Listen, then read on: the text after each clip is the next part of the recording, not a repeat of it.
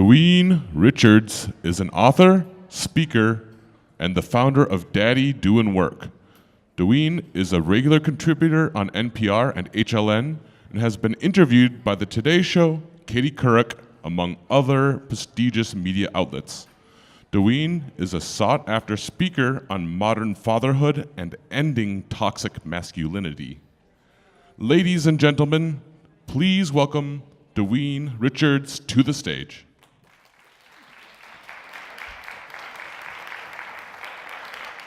What's up, She Summit?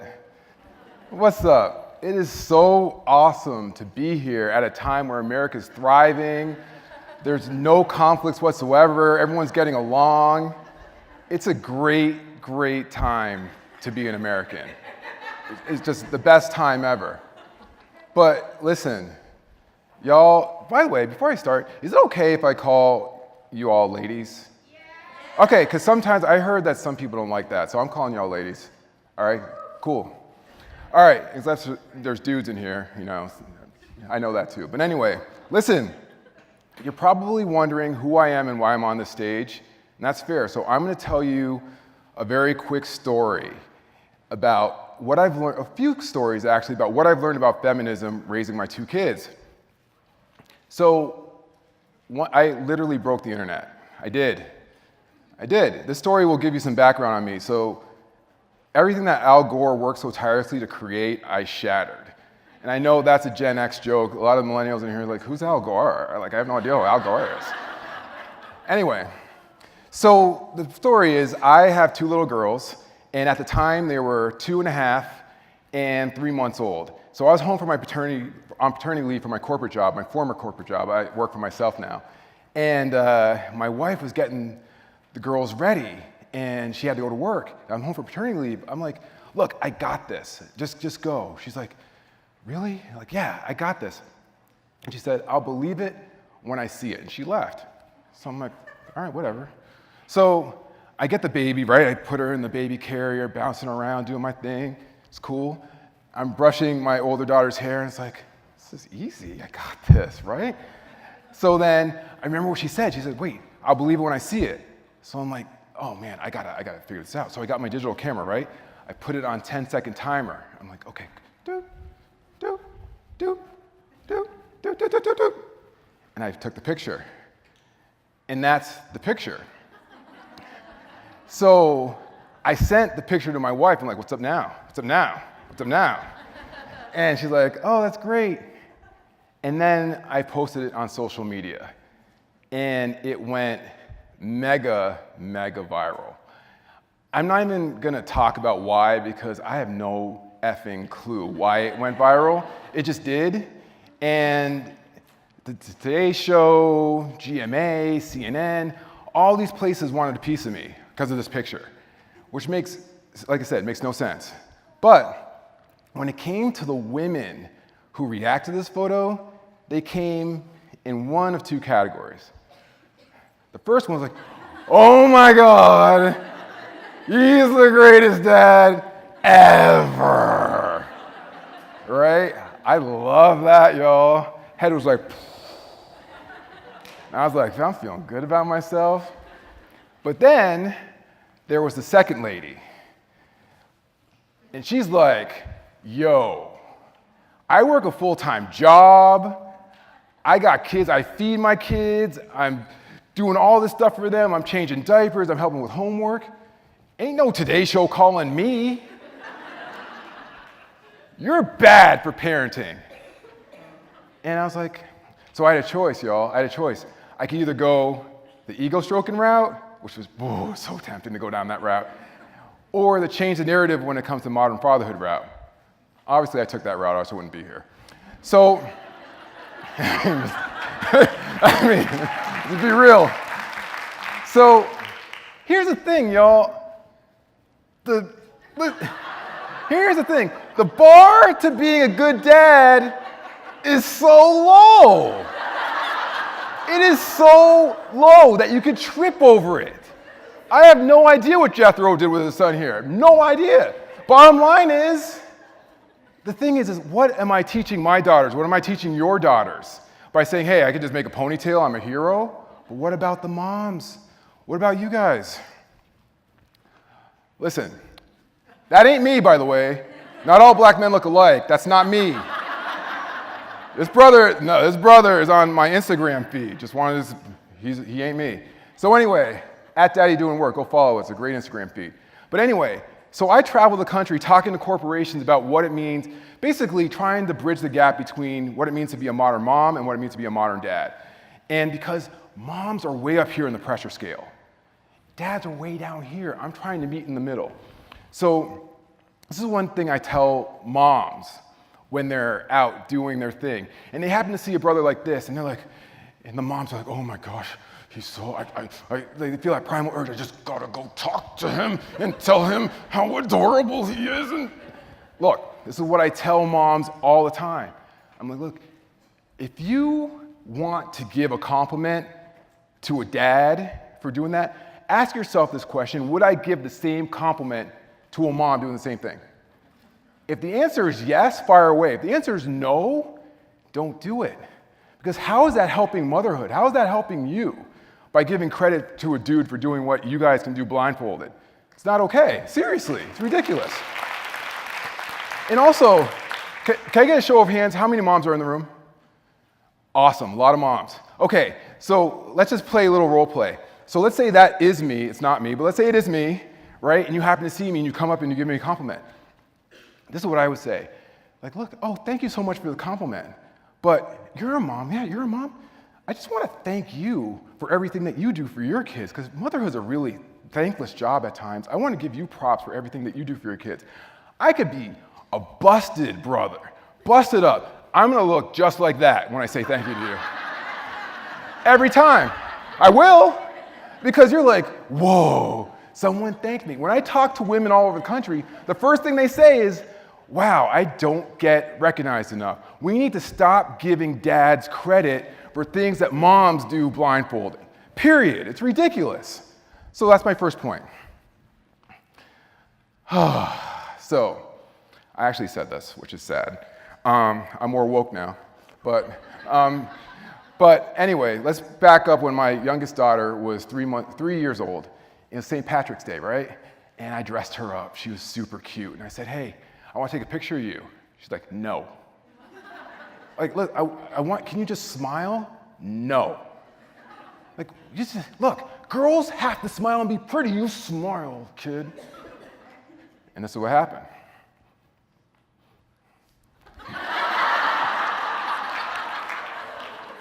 She was not having it. She wasn't having it.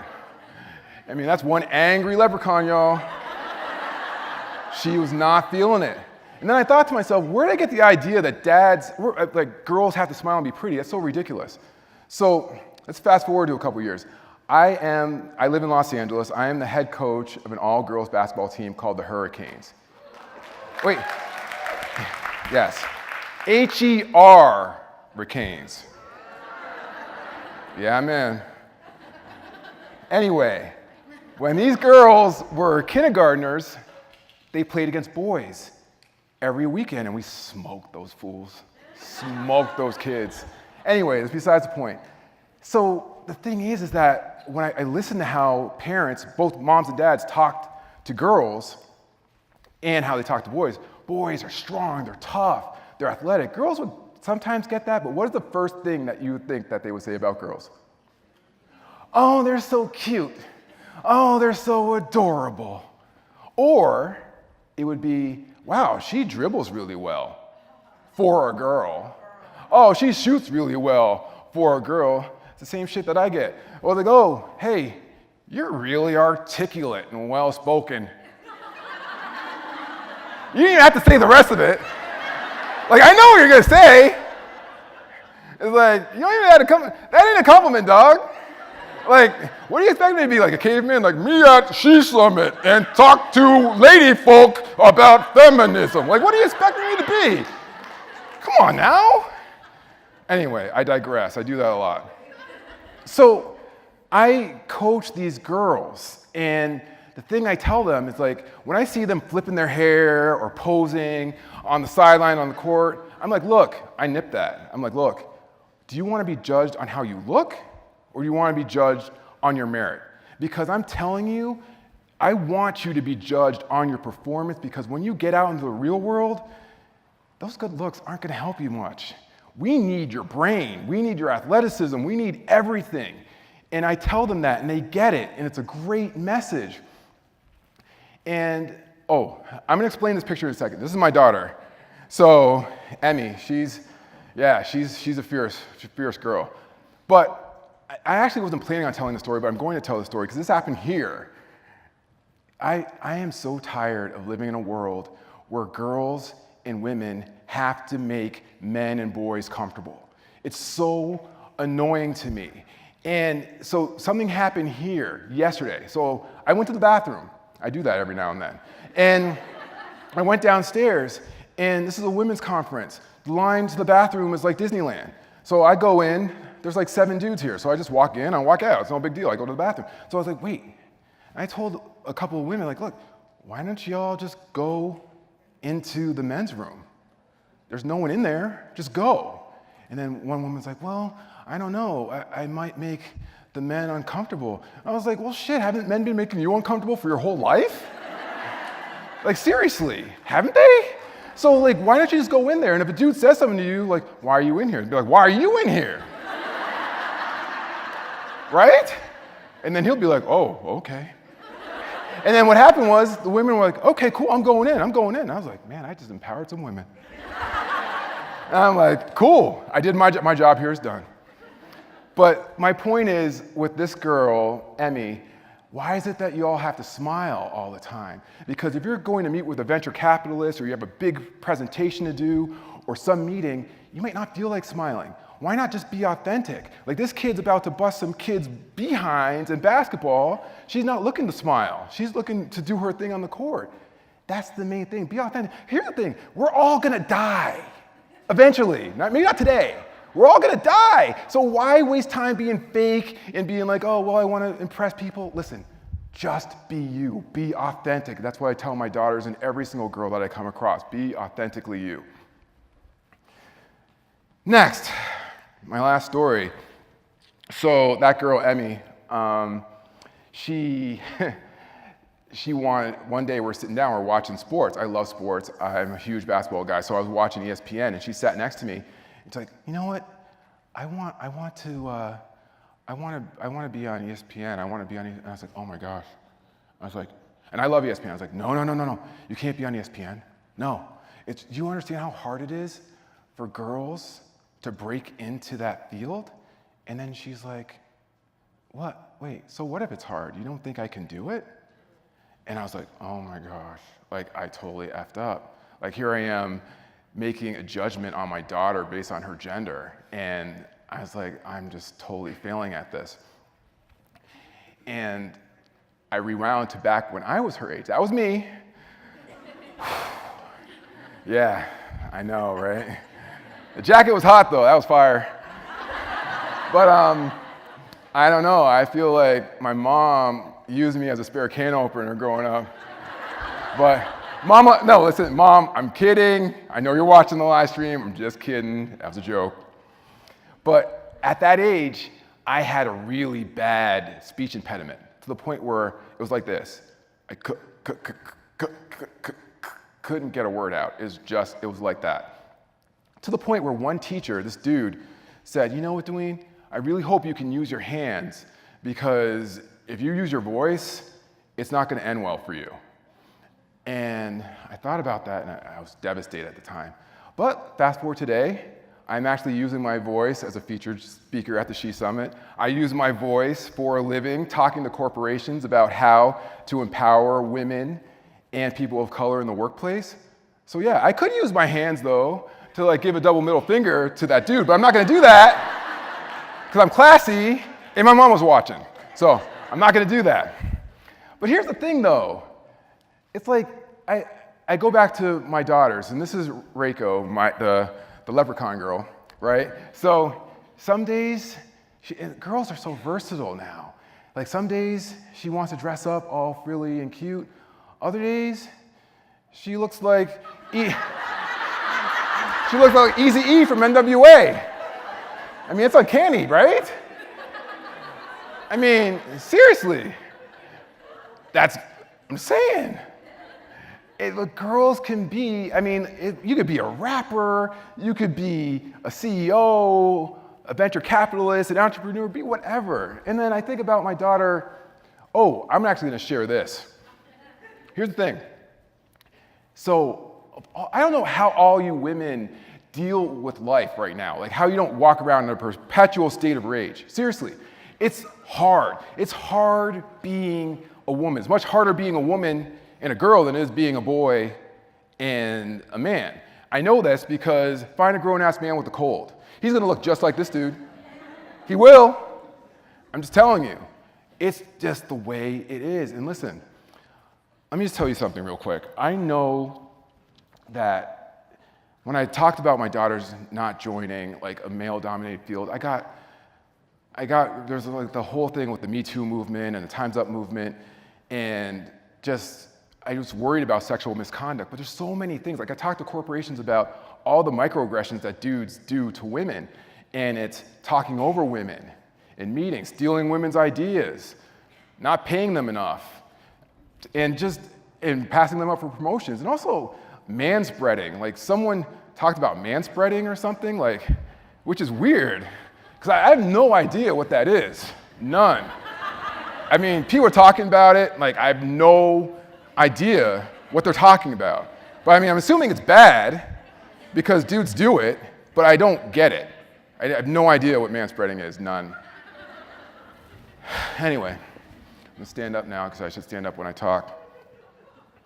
But we gotta do better, and this is for the men in the room. Actually, I said fellas when I created this, but actually, it's for all of us. We gotta do better. We have to do better when it comes to raising our kids. And I got this photo from the recent Women's March. I love it because we have to raise our boys to be feminists. We have to. And here's the thing, they're not cucks or beta males or whatever you want to call them for being feminists. Wanting equality for girls and women is literally the baseline to being a good human being. It's just a fact. And if you are not doing that, you suck. You suck. You suck at life if you don't want that. And here's the thing. Speaking of boys and men, in closing, every single man, not every single man, but the vast majority of men have one thing in common. Every success that they enjoy is directly correlated to the work of a woman. And I believe that.